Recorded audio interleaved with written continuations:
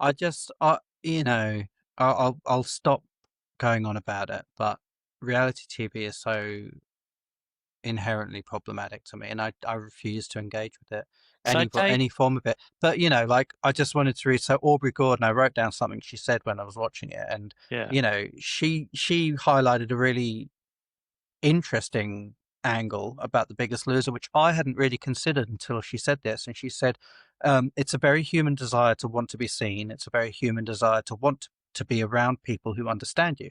This yeah, was one of the only vehicles at the time for fat people to have a space to connect.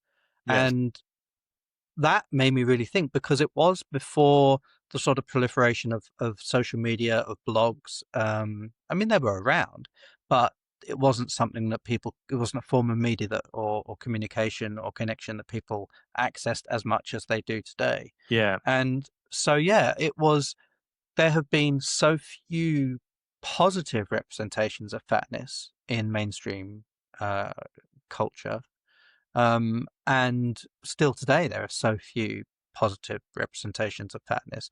And so, even though it was a problematic, flawed representation of fatness, it was at the time somewhat empowering. I mean, obviously, through today's lens, I look back and I say it wasn't empowering at all. It was really yeah, fucked. But it felt at the time that it was empowering, because, like what Aubrey says, it was at the time one of the only vehicles for fat people to connect and feel a sense of community, to feel a sense of yeah. support and We understanding.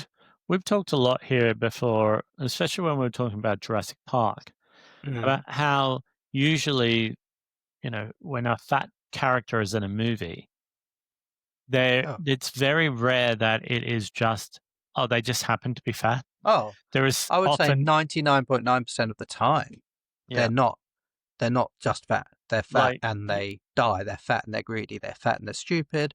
They're fat and they eat all the cake. Or, like, it's yeah, just. like,